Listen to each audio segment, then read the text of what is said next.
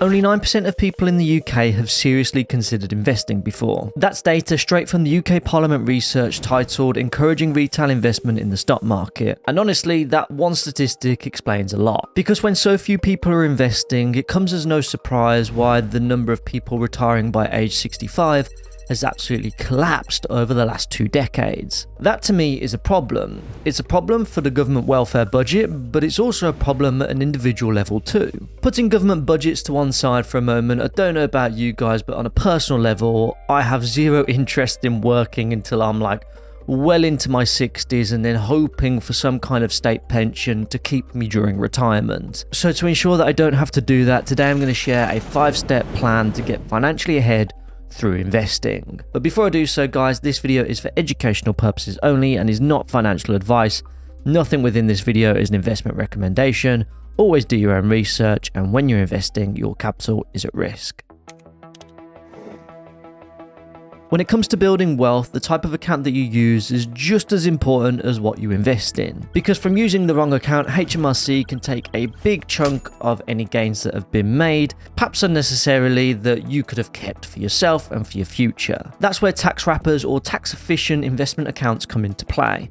They're perfectly legal, but they're an incredibly powerful tool in order to help build wealth for the long term, whilst keeping as much money as humanly possible. So here are 3 tax efficient ways in order to help build wealth in 2026. The first one being the workplace pension. According to the ONS, 79% of people have a workplace pension, which is great, but according to the Pension Wealth Report, 56% of people have no active pension at all, with that figure being slightly worse for women than it is for men. Yet it still remains to be one of the most tax efficient ways to build wealth for retirement. Let me explain. When you pay into your pension, your employer pays in too. The minimum requirements are on the government website, where if you pay in 5% of your salary, your employer must pay in 3%. So on 40k a year with qualifying earnings of £33,760, a 5% contribution would be £1,688, but at a net cost of £1,350 because of the tax relief. Then the employer would top this up by contributing £1,012.80. So in this example, for a net cost of £1,350, the total contribution is just over £2,700. It's effectively a 100% return on money, which are returns that aren't exactly easy to come by. There are sadly some changes though that did get announced in the autumn budget, which it's important to talk about. From 2029, only the first £2,000 of pension contributions will be made exempt from national insurance contributions. It's certainly a frustrating change, which I guess makes it even more important to make the most of that account now before any tax changes occur. The second account is the self-invested personal pension. This is what I personally use now that I'm self-employed. I hold my SIP with Vanguard, and it's another type of pension account that can provide me with additional tax relief. Now, because I'm essentially the only person contributing to my pension now, I am the employer if you like. When my limited company pays into my pension, I get tax relief up to the value of £60,000 worth of contributions, saving me about £12,000 a year in corporation tax. But if I also contribute personally to my SIP from, say, savings or perhaps my salary that I've drawn, I also get additional tax relief from HMRC, which can also reduce my personal taxable income. It's another tax-efficient vehicle that I do try and make the most of. The third type of account is the stocks and shares ISA. This is without doubt my favourite type of account for the following 3 reasons. Firstly, I can access my money whenever I want. Secondly, I get full control over what I invest in, which is probably a good thing considering that 91% of pension fund managers have underperformed a FTSE all-share tracker over the last 10 years. And thirdly, I can invest up to £20,000 per year, completely tax-free, meaning all of the capital gains and dividends that I've made are all mine to keep. Now, I do all of this through a commission-free investment app called Trading212, who are also the sponsors of today's video. They have a range of different investments available, from global ETFs and thousands of different stocks on their platform, which you can invest in through their stocks and shares ISA account. This is the tax-free account that I personally use. Now, inside that account, there is an investment pies feature where you can select and add investments based on research that you've done, with an asset allocation that you're comfortable with, while setting up automatic investments to make investing as passive as possible. Now, to help you guys get started, Trading212 have offered all of my subscribers one free fractional share valued up to £100 when you click on the link down in the description below or scan the QR code, which I'll put up here on screen, and all you have to do is deposit £1 into your account. Alternatively, if you have opened an account within the past 10 days, you can also use the promo code Mitch and you'll still qualify for that one free fractional share. Thanks again to Trading212 for sponsoring this video, and now let's talk about step 2. When making important decisions in my life, I like those decisions to be somewhat evidence-based. Like last year when I ran a half marathon, I didn't just show up to those events completely unprepared. I'd done my research for how I could best prepare, and I put together this running plan, where I had a mix of short easy runs to improve my cardiovascular fitness, faster tempo runs to improve my VO2 max, and then slow long runs in order to build up my stamina. And look, the plan worked because I was able to complete 2 half marathons last year, and I kind of take the same approach to investing. And look, this isn't about overcomplicating things with datasets and numbers. You certainly don't need to be the next Albert Einstein to figure this stuff out. Instead, it's more about being informed, because if I feel informed, I feel more confident about the decisions I'm making, and if I'm more confident, then surely I'll see better results, or at least that's my way of thinking anyway. So let's talk about some of the evidence that's had a profound effect on my ability to grow a 6-figure investment portfolio that's predominantly based on low-cost, well-diversified ETFs. Let's start with this piece of research from Apollo Asset Management that says over a 10-year period, between 81 and 90% of active fund managers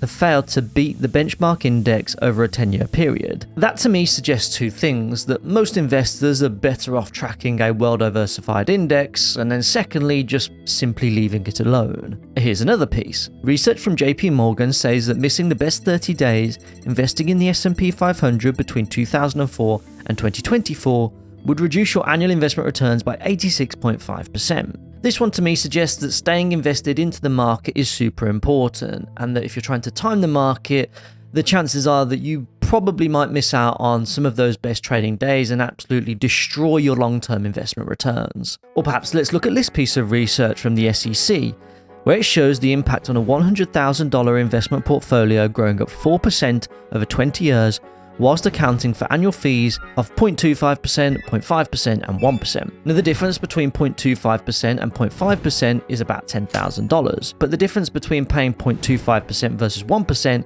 is about $30,000. To me, this suggests paying as little fees as possible is also super important, so I can keep more of my money in the future. I could quite literally go on about risk, returns, compounding, diversification, and much more, but I guess you'll just have to subscribe to the channel in order to stay informed. Now, of course, these datasets have their nuances and level of usefulness depending on one's risk appetite, investment objectives, and investment time horizon, but for me, I personally find them useful and I find value in them. However, do be sure to go and do your own research too, because there's plenty of it out there for you to consume.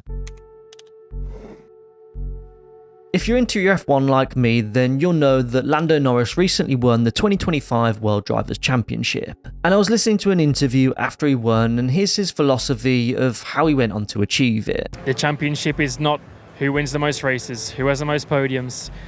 It's clearly about who can just be the most consistent, and clearly just who can get the most points over the course of a season, right? So now, there was one word that stood out to me amongst all of that, and that one word was consistency. It was a season full of many wins, but also losses too. And it ultimately wasn't winning the most races that won him the championship. It was about his consistency throughout the season that made his championship dreams a reality. And I think we can draw some parallels here to investing, in that showing up consistently every single month with a direct debit into my SIP and into my stocks and shares ISA account, whilst it certainly won't make me a Formula 1 world champion, although I wish it did, it would certainly make me feel like one when I look at my investment portfolio balance and realise that I can retire in 2 decades from now earlier than most people, because that consistency compounds. Let me show you exactly what I mean with an example. Here's a chart over the last 20 years of the FTSE All-World Index. It's an index that tracks about 90% of large and mid-cap stocks across developed and emerging markets, and it's provided compounded annual returns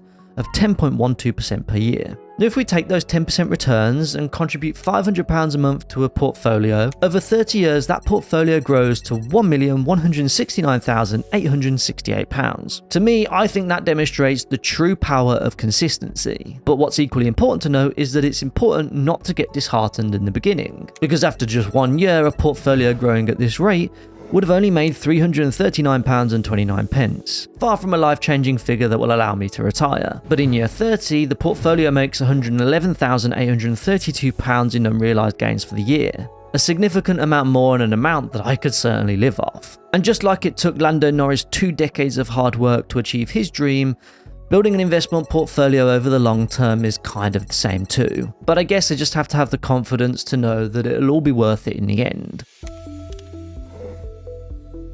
There's this famous quote from Baron Rothschild who once said, "Buy when there's blood on the streets, even if that blood is your own." And it's important to remember that, especially when I tell you about this one mistake that so many people make that absolutely destroys their long-term investment returns. Let me just say, financial markets do crash from time to time. They're completely normal though, and they're just part of normal market cycles. The media, however, will badge it up like it's the end of the world, but if history is anything to go by, it tells us that they're always temporary and never permanent. However, some people don't have this same temperament. Let me take you back to the stock market crash of 2020. It's been the worst week for equities since the financial crisis. I certainly remember it well because the stock market crashed the best part of 34%. But here's the problem. A report that was published by Magnify Money said that 42% of investors sold stock at the start of the pandemic in March. But by September, so just 6 months later, 88% of that same group of investors regretted their decision. So what exactly can we learn from this? Well, selling during a market crash absolutely locks in losses.